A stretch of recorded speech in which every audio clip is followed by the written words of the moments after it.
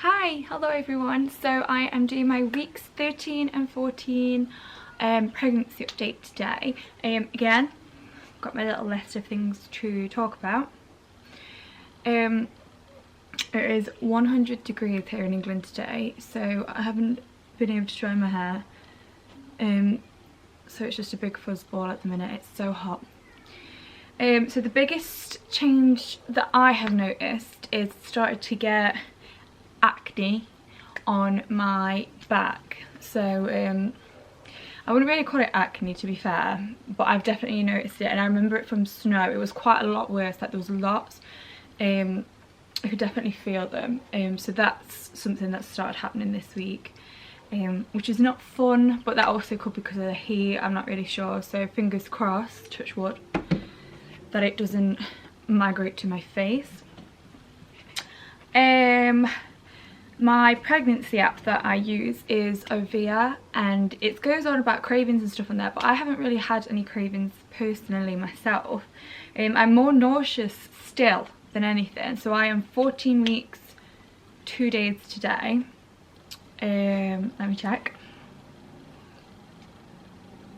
Yeah, 14 weeks 2 days today, and I'm still extremely nauseous, but I'm really hungry. So I want food, I want to eat, I really want to eat, but every single thing that I think about, everything I've got in the house, is just does not sound nice to me. So that's a struggle at the minute, finding something that is actually sounds okay. So kind of like just eating for the sake of it at the minute, but everything I'm eating is like a struggle.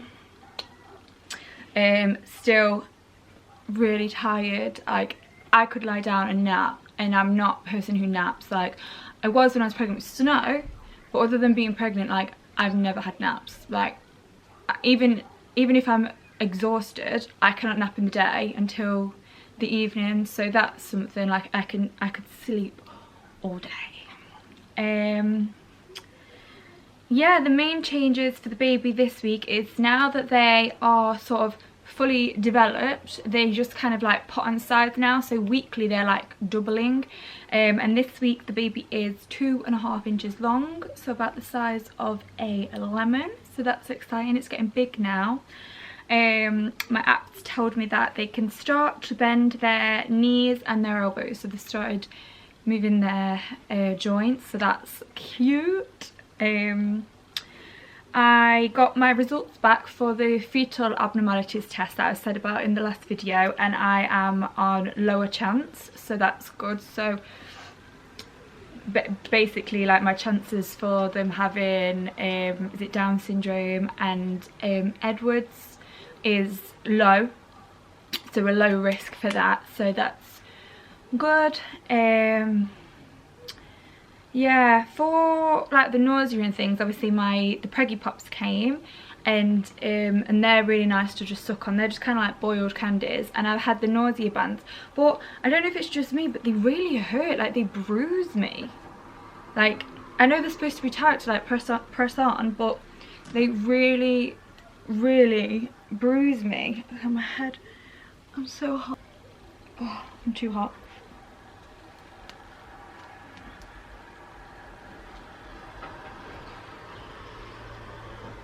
I don't know.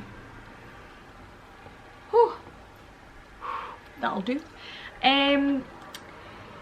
Yeah, I had my first appointment with my consultant because I'm under consultant-led care. I had my first baby at 16. I was under consultant-led care with him because of my age. He was premature. He was absolutely fine, didn't have to go into the NICU or have anything done to him, so that was perfect. He was just quite small. He was £5.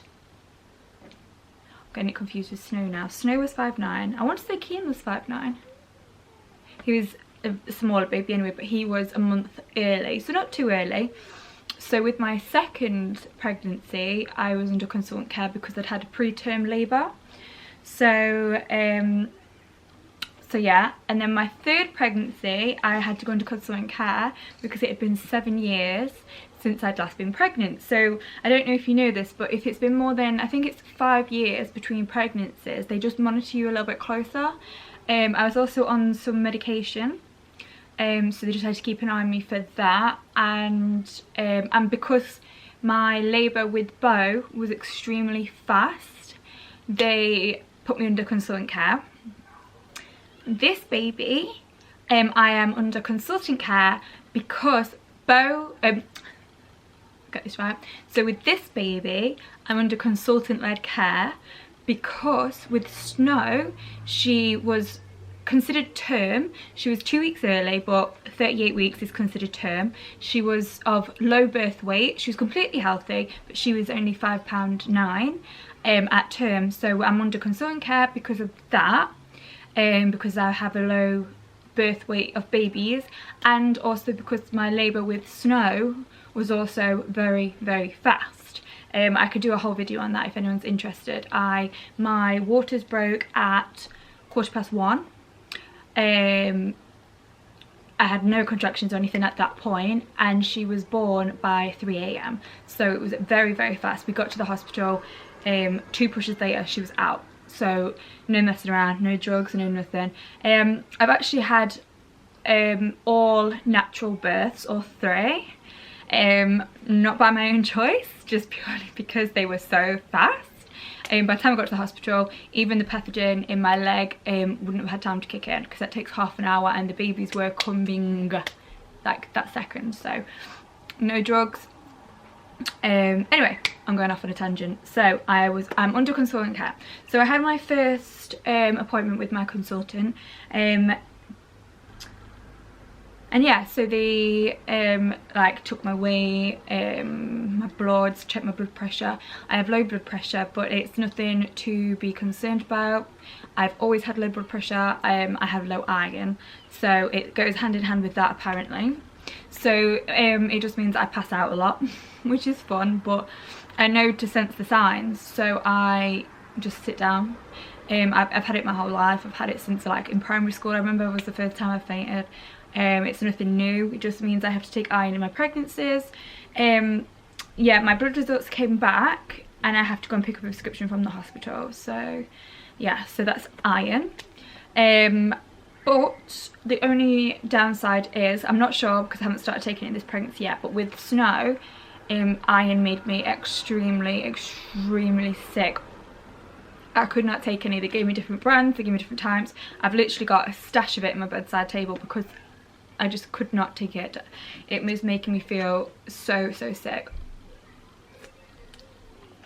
So yeah, so fingers crossed I can take it this time. Yeah, that's about it. I got through that pretty fast. There's not too much to update you on. Not too much new things have happened, obviously, other than the appointment, my blood work coming back, and my fetal abnormality screening coming back. It's still, everything's pretty much the same, so sickness, nausea, tiredness. This heat is not helping. So yeah, so I'm planning on doing pregnancy updates every week. So I'm planning on doing them, filming them on a Wednesday, uploading them on a Wednesday. So I'm 14 weeks, 2 days today. It's going to go live today.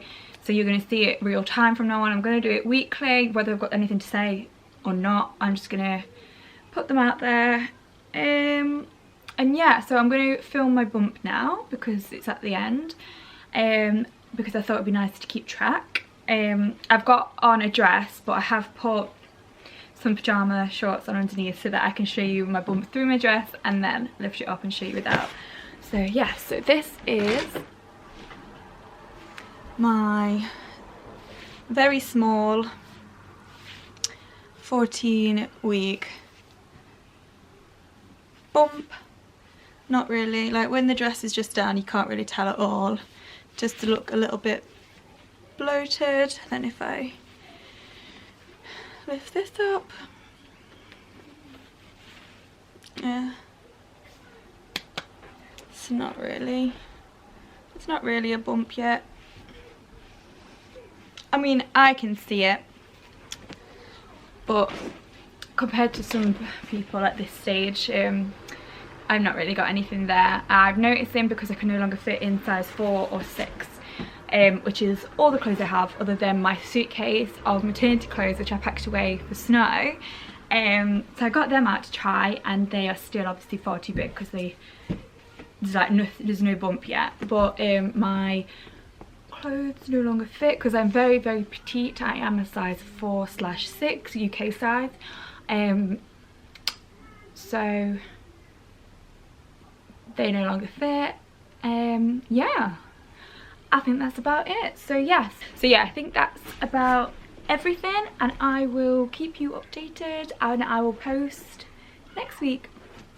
Peace.